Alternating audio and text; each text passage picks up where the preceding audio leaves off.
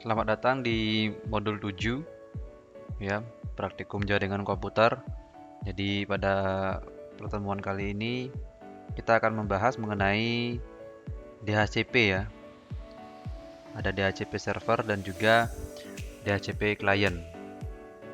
Nah, jadi kita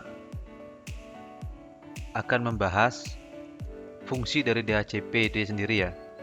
Di mana fungsi dari DHCP itu adalah memberikan IP secara otomatis ya ke klien yang terhubung dengan DHCP server. Sehingga kita sebagai administrator itu tidak perlu memberikan IP satu persatu pada masing-masing komputer atau klien ya. Nah, jadi di sini itu akan dijelaskan mengenai DHCP server. Jadi di sini menggunakan sebuah server yang berfungsi sebagai DHCP server ya, yang nantinya akan mendistribusikan IP ke PC 1, PC 2, kemudian ke smartphone ya. Jadi nanti ini kita menggunakan server. Selanjutnya itu kita akan menggunakan router. Nah, jadi sebelumnya dengan server kita akan menggunakan router di sini, yang dimana fungsi router ini sebagai DHCP servernya ya. Jadi ketika kita ingin mengkonfigurasi sebuah DHCP server pada masing-masing network gitu ya, kita punya banyak network dimana kita ingin DHCP servernya itu langsung dari routernya, tidak memanggil dari server. Nah, jadi kita bisa menggunakan router di sini ya. Oke, langsung saja kita masuk ke paket tracernya. Yang pertama kita akan menggunakan server ya. Kita pilih server di sini ya. Kemudian kita menggunakan satu buah switch. Kemudian ada dua PC ya.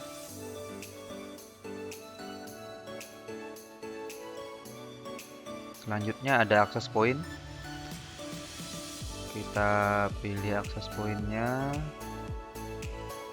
Nah, ini APPT ya. Kita hubungkan. Jadi server ke switch master 01, kemudian dari komputer ke switch, dari PC 1 juga ke switch, kemudian dari switch ke access point. Kemudian kita tambahkan di sini ada smart device ya, smartphone. Nah, seperti ini. Oke, langsung terkoneksi dia otomatis. Nah, jadi ini topologinya. Untuk yang pertama ya, kita menggunakan server. Nah, bagaimana cara mengkonfigurasi DHCP pada server? Itu kita langsung masuk ke server ya. Kemudian kita berikan IP dulu servernya ya. Nah, IP kalau di sini saya berikan IP untuk server misalkan 192.168 ya, 10 titik misalkan 2 gitu ya. Maksudnya 255.2500. Gateway tidak perlu ya, karena tidak ada router, karena masih dalam satu network semuanya ya, tidak ada gateway. Sudah, kemudian kita pilih service. Nah, ini setelah kita konfigurasi IP-nya, kita pilih service ya. Nah, di sini terlihat ada beberapa service yang bisa dikonfigurasi pada server. Kita akan pilih DHCP ya. Kemudian kita aktifkan DHCP-nya, service-nya kita aktifkan. Kita buat on.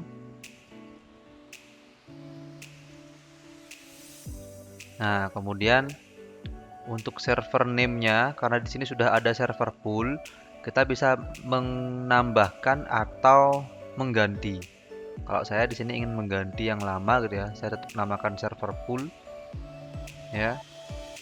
Kemudian untuk default gateway-nya ini bisa diisi bisa tidak. Semisal ada router ya boleh kita isi, kalau tidak ada ya nggak perlu kita isi ya. Jadi nanti informasi ini yang akan didistribusikan ke masing-masing PC ya. Jadi misalkan kita buat default gateway-nya 168 10.1 gitu ya. DNS juga sama, misalkan kalau ada DNS server bisa diisi, kalau tidak ada ya tidak usah diisi. Jadi kalau memang mau isi ya boleh kita isi 192.168 10.3 gitu misalnya ya. Nah kemudian di sini ada range IP, di mana maksudnya adalah range IP berapa yang kita ingin distribusikan ke klien ya. Jadi kalau kita set coba di sini start IP address-nya yaitu 10 gitu. Jadi dari 10 sampai 255 itu yang boleh didistribusikan. Kemudian maximum number of user-nya ini disesuaikan saja. Kalau di sini saya coba menggunakan 100 ya untuk maksimum number usernya. Nah, jadi setelah default gateway-nya sudah dikonfigurasi, kemudian DNS servernya sudah, kemudian ini range IP-nya di start dari IP nomor 10 gitu ya. Kemudian maksimum number IP yang bisa didistribusikan yaitu 100 gitu. Kemudian kita save. Nah, setelah di save, sekarang kita coba cek di kliennya. Apakah DHCP sudah dapat diterima ya. Kita coba masuk ke PC, kemudian desktop, konfigurasi IP yang awalnya statik kita coba DHCP gitu ya. Nah sudah, jadi si PC sudah mendapatkan IP otomatis ya dari server. Nah yang tadi startnya adalah IP-nya 192.168.10.10 dengan subnet max-nya ya ini. Nah ini default gateway-nya yang tadi sudah kita konfigurasi yang ingin kita distribusikan. Ini juga DNS servernya yang kita konfigurasi. Jadi kita tidak perlu mengeset satu-satu IP pada masing-masing PC ya. Kita cukup menggantinya ke DHCP, maka si DHCP server ini yang akan mendistribusikan ke masing-masing klien. Ya. Oke, tadi sudah. Sekarang kita coba PC 1.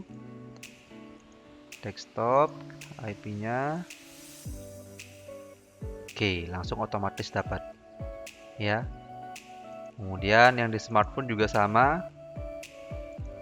Ini DHCP. Oke, dia dapatnya yang satu. Kita coba reset dulu ulang. Request baru lagi. Ya, sudah dapat. Ini IP yang baru. Ya.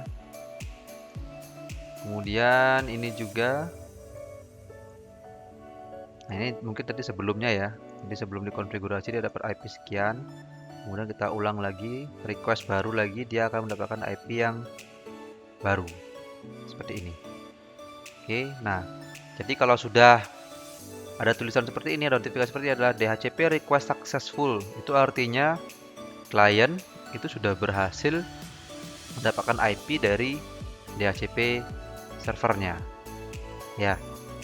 Oke, jadi itu konfigurasi DHCP server menggunakan server.